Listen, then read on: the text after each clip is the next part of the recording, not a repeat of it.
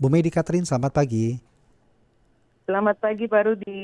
Iya, terkait dengan sulfur ini Bu. Kalau tadi kami sudah berbincang dengan kendaraan bebas timbal, tetapi kalau untuk nikel sendiri, apa Bu hubungannya sulfur digunakan dalam pengolahan nikel di Indonesia sejauh ini Bu?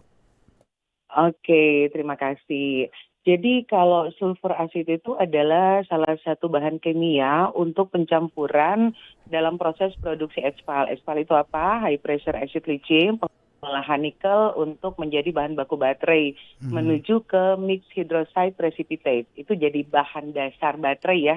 Kita menuju ke electric vehicle. Jadi proses teknologinya hidrometalurgi namanya high pressure acid leaching. Nah, kita butuh sulfur asid. Ya, jadi sulfur asid itu penggunanya luar biasa besar ya, banyak Mhm. banget nih Mas Mhm. Rudi ya. Mhm. Karena saat ini Indonesia sudah menguasai 65% dari total global supply dunia. Dan kemudian untuk bahan baku baterai sendiri dari Indonesia sudah menyuplai sekitar 450.000 ton. Jadi betul-betul sudah menguasai ya untuk bahan baku baterai ke NMC, Oke. nikel, mangan, kobalt gitu ya, ke bahan baku electric vehicle gitu. Karena Ya, sudah ya. banyak nih Mas Rudi pabrik-pabrik pengolahan di Indonesia, pengolahan nikel. Jadi Mhm. kita bukan hanya berfokus kepada stainless steel ya, Ya.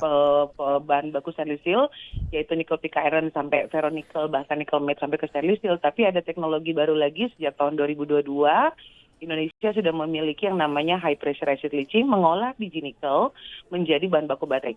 Nah, bahan Oke. baku baterai ini sendiri itu dengan kondisi sekarang nih Mas Ya, Rudi ya, dengan ya. konflik di Middle East, permasalahan yang kita hadapi sekarang, 80% sulfur asid, 80% dari 100% total konsumsi sulfur asid Indonesia Mhm. untuk teknologi aspal itu diimpor dari Middle East, Mas Rudi. Nah, Oke. sedangkan Iya, iya, satu ton MHP yang tadi saya iya, sampaikan menghasilkan apa? iya. MHP, satu ton MHP membutuhkan 8 ton sulfur asid.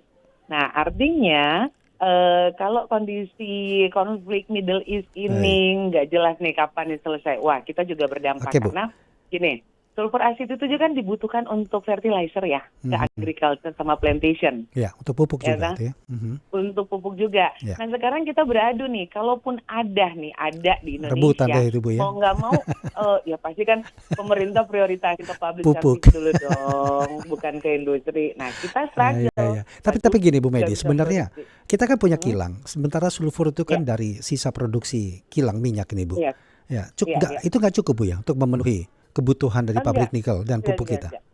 Nggak bisa sama sekali. Oke. Jadi gini Mas Tony ya, bahwa kalau misalnya kita spesifikasi sulfur asid yang dibutuhkan itu kan saat ini Ya. kalau kita ngambil dari kilang nggak bisa. Beda. Beda peruntukan ya kalau kita sampaikan Oh, ya. ya, Beda ya, banget. ya, ya. Nah sebenarnya dari tahun 2022 ya kalau nggak salah ke Mhm, 2023, mhm.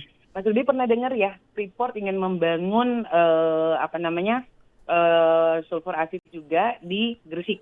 Oh iya, iya. Ketika Betul itu, ya? iya. Iya. Betul, cuma sampai sekarang kan Tuban dan Gresik itu belum kok nggak salah Bu ya, di situ ya. betul Mhm. Freeport ya. Iya, Ya iya. kita berharap dari situ. Jadi Oke. pasokan menurut Freeport kan pasokan konsentratnya belum cukup. Ya. Nah, sayang banget coba kalau dari tahun 2022 atau 2023 itu pabrik sulfur yang ada di Freeport di Gresik itu Mhm, sudah berjalan, mhm. kita aman walaupun ada Oh, konflik tapi Middle Bu East. Medi, sebenarnya kalau Mhm. untuk produksi nikel saja itu biasanya berapa sih kebutuhan sulfur kita nih Bu? Sangat lumayan Mas Rudi ya. Mhm. Jadi perkiraan kita itu kan tadi saya sampaikan 80%. Nah, kalau Wow. kita total 450 Ya, 450.000 ton metal baterai yang kita produksi, ya. 80% itu ya kurang lebih sekitar berapa satu bulan itu kita butuh sekitar 5 jutaan ton, 5 Oke. jutaan ton sulfur Ya, asid. baik. Nah, kondisinya Gitu saat loh. ini mandek, harga naik atau bagaimana ini Bu? Ya, kondisi sekarang sih agak complicated ya, Mas Rudi ya. Mhm. Karena gini, di satu sisi kita di Indonesia saat ini mungkin sudah dengar ya masalah pemotongan kuota produksi ya via Iya, RKB. iya, iya. Ya, sebenarnya kalau secara total volume cukup gitu ya. Cuma bukan ya, hal itu yang kita hadapi sekarang. Jadi gini, kalau di sisi hulu, di sisi tambang, kita ini struggle dengan produksi di mana keterbatasan BBM. Ya, jadi biodiesel gitu Iya, kan. iya. Nah, jadi itu di hulunya, di tambangnya. Kita kalau nggak ada bahan bakar, gimana kita produksi tambangnya, Mas Rudi ya? Iya, Karena iya, itu konsumsi terbesar. Nah, iya. di sisi pabriknya, di sisi smelter aspalnya tidak ada sulfur. Jadi ya sekarang lagi Dua-duanya selesai benar-benar begitu Bu ya, artinya terancam di betul, situ ya. struggle banget. Oke. Nah, Betul, seberapa lama stok belerang di pabrik-pabrik nikel yang bisa bertahan kalau memang terjadi ketersendatan? kondisi sekarang ya. Iya, seperti apa Untuk ini Bu? saat ini ya, stok yang available, buffer stok ini Mbak, maksimal 45 sampai 60 hari. Itu Maksimal pun sudah ya. mengurangi kapasitas produksi ya. Oh, oke. Jadi produksinya Jadi, dikurangi tetapi itu maksimalnya hanya sampai 45 sampai 60 hari saja produksinya. iya, iya. Wow. Jadi yang nggak tahu 2 bulan ke depan mungkin shutdown semua nih ekspornya kalau nggak ada sulfur. Waduh. Iya, iya, iya. Tapi harganya bagaimana Bu di pasaran, Bu? Ah, Alhamdulillah puji Tuhan. Jadi sejak Desember ya sebenarnya ya. Desember tahun lalu pada saat kita umumkan kita akan ada pembatasan kuota produksi, tiba-tiba Ya. harga naik. Jadi Indonesia ini sudah jadi kingmaker Mas Rudi ya. Kita udah benar-benar sudah key players banget untuk Hmm. nikel dunia ya. Jadi Ya. kita sudah bilang negara OPEC sendiri nih untuk nikel penentu lah gitu ya. Pada saat kita umumkan bahwa kita mengurangi kapasitas produksi, jadi kita bukan menguber quantity lagi, Ya. kita sekarang menguber quality nikel dari Indonesia. Ya. Nah, harga dari 14.200 di awal Desember 2025, di akhir Desember 2025, di minggu ketiga sebelum tahun baru ya, jadi tahun baru, kado tahun baru nih, Mhm, harga mhm. dari 14.000 ke 18.000. Itu Oke. nggak pernah terjadi, Mas Rudi, dalam 10 tahun dekade terakhir, Oke. gitu ya. Baik. Harga melonjak drastis. Nah, Ya, ya. permasalahan yang ada saat ini dengan floor harga saat ini stabil di 17.000 ke 18.000 ya Mhm, sepanjang tahun mhm, dari awal tahun. Dari awal tahun 2026 mhm. itu stabil di 17.000 ke Sampai 18.000, itu 18.000. bagus banget. Oke. Betul, Iya, 17 ke 18.000. iya. Nah, kondisi sekarang jika kita membatasi produksi Iya. karena keterbatasan bahan bakar, BBM dan sulfur. keterbatasan sulfur, Iya. harga ini saya rasa 2 bulan lagi bisa menyentuh di 20.000 nih, Wow. Mas Rudi Tapi ya. tapi nggak ada negara lain gitu Bu yang bisa mengirimkan belerang atau sulfur kita selain dari wilayah konflik ini Bu, Timur Tengah? Mhm. Nggak ada Bu? Gimana ya? Ada beberapa contoh kayak dari Rusia. Rusia Iya. sendiri ada, tapi konsumsi untuk plantation agriculture mereka. Oke. Ya China Rusia. sendiri Ya. juga ada, tapi Mhm. nggak bisa kita ambil juga. Jadi Ya, sama ya, kayak ya. kita nih, ada Ya. pun pemerintah Tapi pasti akan prioritasin tapi ke sebuah agriculture. paradoks ini Bu ya, kita kaya nikel tapi kok harus tergantung pada bahan bakarnya dari luar negeri. Ini bagaimana Bu menjelaskannya Eh, ini? Nah, Gimana ini? mungkin ini sudah menjadi PR pemerintah ya. Jadi gini Mas Rudi, Indonesia itu kaya banget ya. Jadi kita Iya. berbicara bukan hanya komoditas mineral, bukan hanya nikel, bukan hanya batu bara, bukan hanya critical minerals, Oke. tapi bahan baku pendukung. Contoh, kita ini dikelilingi oleh Gunung api. gunung-gunung berapi, Iya. gitu ya, Produksi yang belerangnya aktif. pasti tinggi kan Bu di situ? Nah, itu dia.